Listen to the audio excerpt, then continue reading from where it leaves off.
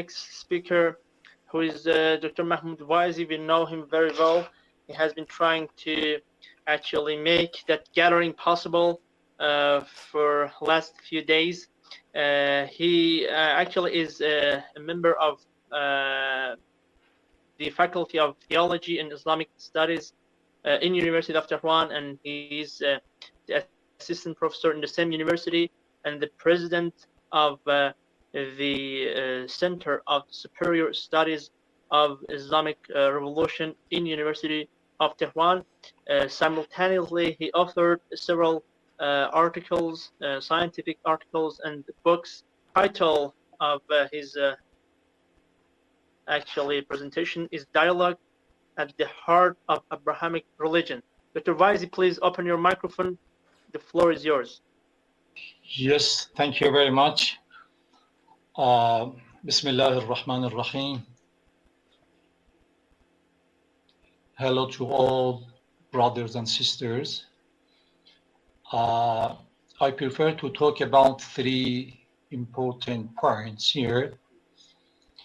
The first is the dignity of today in Iranian tradition.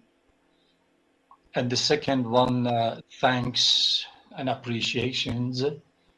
And the third one, the importance of dialogue and the role of dialogue as the heart of Abrahamic religions.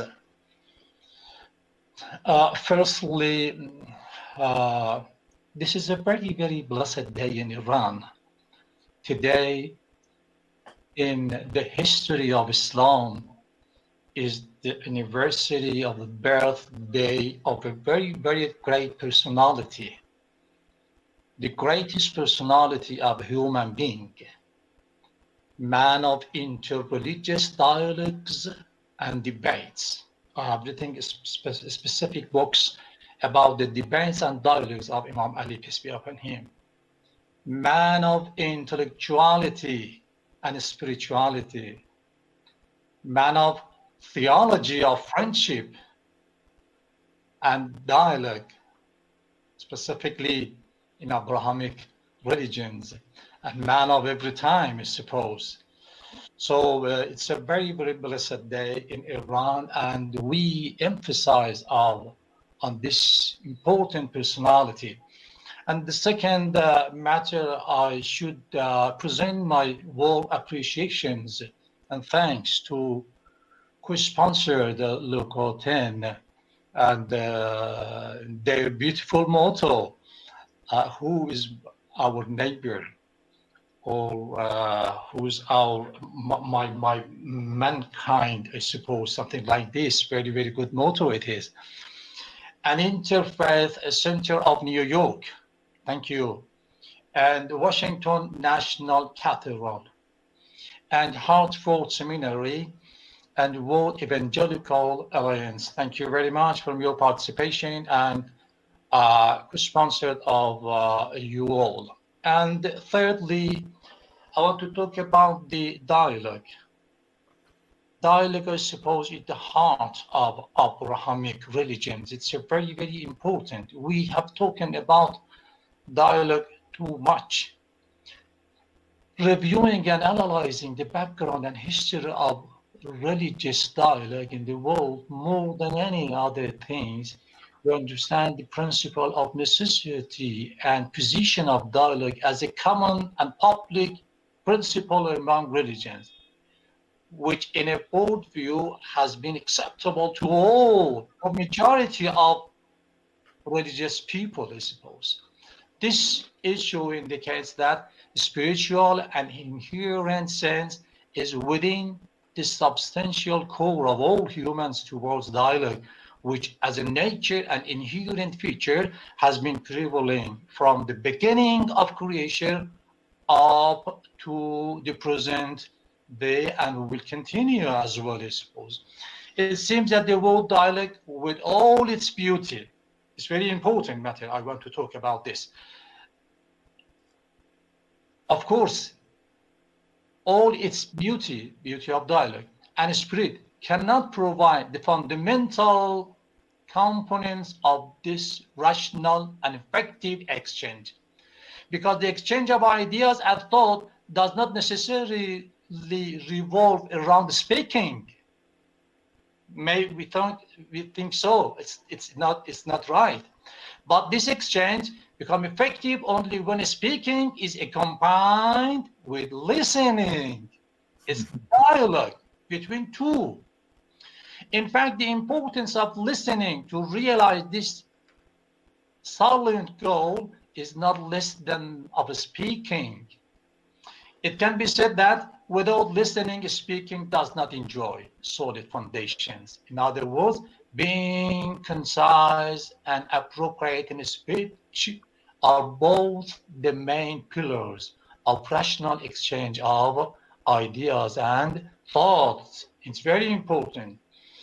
And what's important for me is that, of course, we have so many definitions from different aspects of view, from different religions and different scholars. It's very important.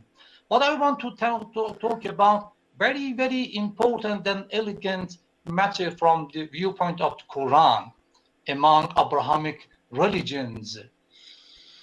And that is this, that the Quran, the school of thought of Islam, would then emphasize on the principle of dialogue as a basic ground for theology of friendship and peaceful coexistence, emphasizes on a special type of dialogue, which we term it, we nominate it, the constructive and effective dialogue. It's very important. Dialogue is dialogue.